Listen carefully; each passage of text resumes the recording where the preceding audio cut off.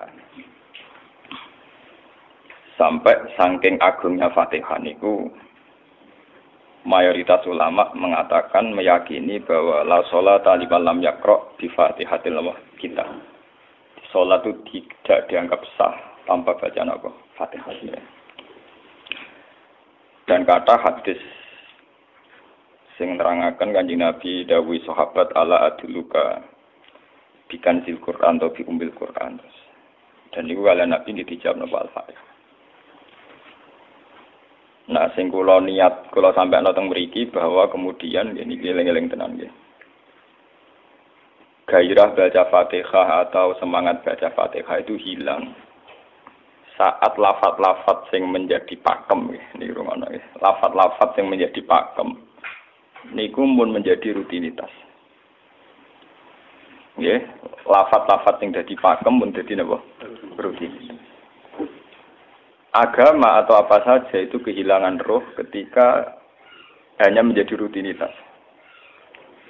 Makanya itu tanggung jawab seorang ulama atau wali atau siapa saja untuk menghidupkan agama lagi. Lewat bahwa itu menjadi mental, harus menjadi karakter, ya, menjadi mukhul jasad, ya, menjadi insijam bil qalbi, menyatu dengan hati. Misalnya ngeten ya. Kalau ainul yakin, hakul yakin bahwa kulo benar dan ini harus disyariatkan ya. Kulo nu berkali-kali dihentikan bapak untuk ijazah kangge Nggih Hamid kangge guru-gurune kan sering mau Fatihah 100 kali. Itu dari segi rutinitas atau dari segi jumlah. Tapi sebetulnya lebih dari itu ya, niki kulo terangaken ya. Kita atas nama sebagai ulama, atas nama sebagai napa nggih tiyang sing nyekseni perubahan zaman.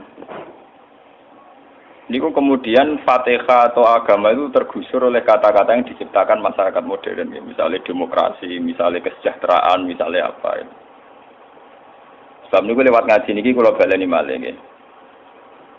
Kenapa Fatihah menjadi umul kitab dan kenapa pula diulang-ulang saat napa salat? Intinya Kanjeng Nabi nang hadis qudsi Allah dawuh qasamtu salat baini wa baina abdi nisfain, sebagian riwayat isman.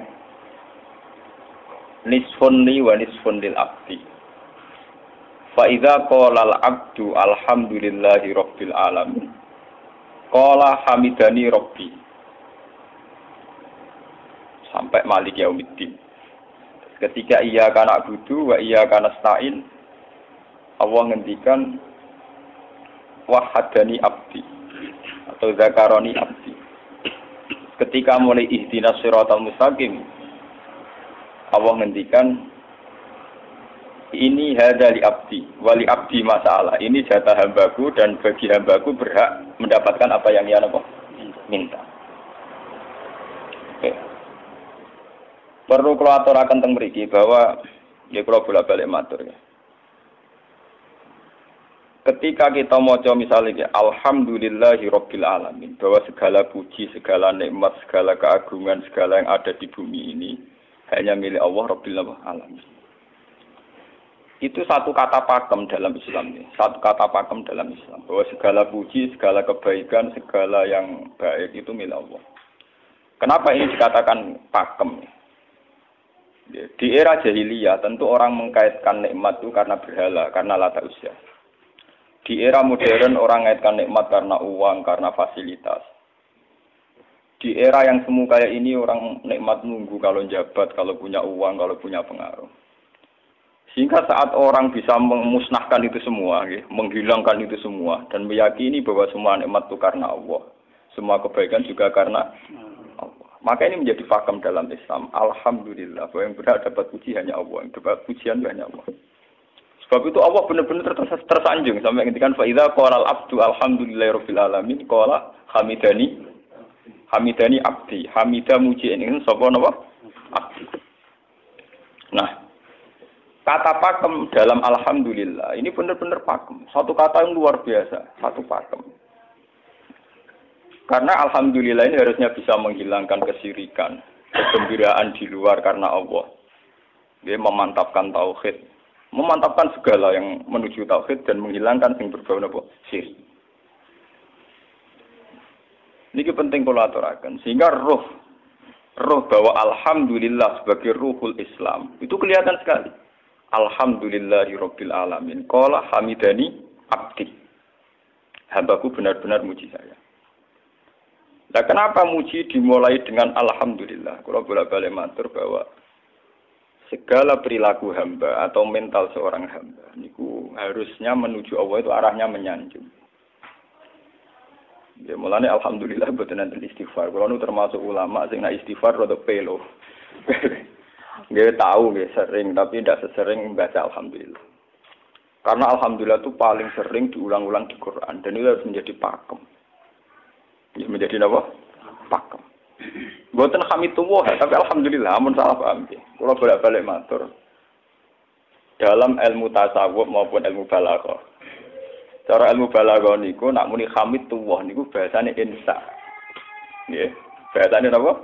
Insa. Hamid tu muji ingsun Allah ing Allah. Niku cara balaghah, cara tasawuf. Kowe iku sapa kok nganti muji Allah? Umpama muji tenan muji nganti sepiro. Digale Mustafa menunggu aku hormat mbek Gus Ba. Hormati Mustafa paling sepiro, paling nyucup. Aduh receh dikekno. Nah, umpama hormat nganti napa? Sepiro. Sebab itu di Quran itu tidak ada kata alhamdulillah yang diisnadkan lil mutakallim. Semua Quran, semua hadis itu Nabi tidak pernah mentradisikan misalnya orang sabbahtu wa atau hamidu wa. Tapi semuanya dengan bentuk pakem. Itu kalam khobar. Kalam sudah menjadi kalam khobariyah. Alhamdulillah, subhanallah, walhamdulillah. Kenapa demikian? Karena kalau hamid tuwoha, saya muji Allah. Lumpah mau muji tenan, muji nganti. Jadi kalau dalam rasa balaghah itu misalnya sampean muni, Sultan adalah orang agung. Dengan mengatakan saya menghormati Sultan. Itu beda sekali. Kalau saya menghormati Sultan artinya saya pribadi menghormati Sultan, mbah wong liya. Atau kowe menghormati Sultan oleh menghormati nganti sepi. Beda kalau dipakemkan. Dipakemkan gini, Sultan adalah manusia agung. Gitu. Itu semua orang yang menyalahkan Sultan itu salah. Kulo boten republikan, boten Sultan niki maksud kulo niki bahasa. Apa contohnya ganti SBY itu kalah. Prabowo. Ini kulo baleni. Ini ben sampean ngerti. Saya di sini dalam promosi. Kenapa Fatihah benar-benar begitu terhormat? Begitu hebat di mata Allah. Bersama ngerti asal usulnya. Kalau jadi rutinitas itu kita akan kehilangan apa? Gairah, kehilangan apa? Roh. Kalau baleni. Kalau mau kan menwatur, Fatihah itu semuanya pakai kata pakem, kata dasar. Secara konstitusi itu kaitannya undang-undang apa? Dasar. Faiza qala al-abdu ini hadis qudsi. Alhamdulillah qala hamidani abdi. Hambaku muji aku. Pengiran tersanjung sekali. Nah, saat ini kan secara tasawuf, secara ilmu hakikat, bahkan secara ilmu lughat, ilmu apa? Lughat kados balaghah. Itu kenapa tidak hamid tuwa? Saya muji Allah. Karena umpama kowe muji nganti sepi.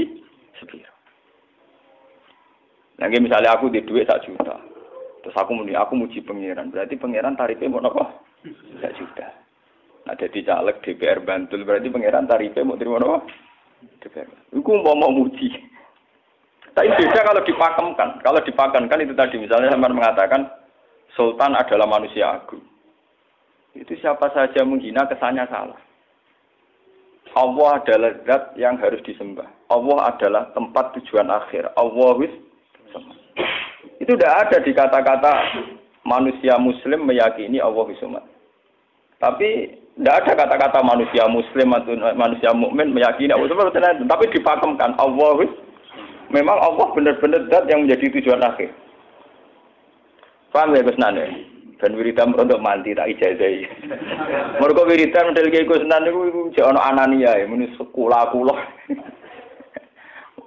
Makanya dalam tasawuf kemudian dikenal makam fana, makam yang menghilangkan diri sendiri total di depan kebesaran Allah. Nggih. Karena kena muni saya, umpama tenan ki hormat itu nganti sepi. Wes ngono cek umat-umatan. Lagi di duwe, lagi di rezeki muni hamidullah. Nah, lagi ra duwe napa? Rezeki. Sehingga alhamdulillah dipakemkan sebagai konstitusi, sebagai dasar. Alhamdulillah. Begitu seterusnya. Ar-Rahmanir Rahim, Maliki Yaumiddin. Semuanya pakai kata pakem. Bahwa ini Pancasila, konstitusi negara. Bahwa ini presiden orang agung misalnya. Ini ulama orang agung. Itu lebih pakem ketimbang sampai mengatakan saya hormat presiden, saya hormat sultan. Karena saya ini kan kemudian sebatas makna sih. Itu yang dimaksud wa ma qadaruhu haqqan qadri. Mereka tidak bisa mendudukkan Allah sesuai tingkat kehormatannya Allah, sesuai tingkat kebesaran apa. Sebab itu Nabi kalau ngajari itu semuanya alhamdulillah subhanallah. Sama nanti pun ngertos hadis kanjeng Nabi hamidullah atau sabbahu. Mboten enten, semuanya pakai redaksi pakem. Nggih, pakai redaksi napa? Pakem. Lah sing ora redaksi pakem iku namung lafaz-lafaz istighfar, memang kaitane mbek makhluk. Kowe muni astagfirullah, kula nyuwun sepura Gusti. Angger muni nyuwun sepura mesti kepentingane khazun nasi nang di sepura nang di swarga nang kelon beda dari itu mesti begitu. Paham ya? Sebab itu Quran sing pakem-pakem ora ana bakas istighfar. Quran sing pakem nang pinten sekitar 7. Niku termasuk Fatihah. Nggih, ayat kursi. Itu yang pakem-pakem itu mesti tidak ada yang mengaitkan dengan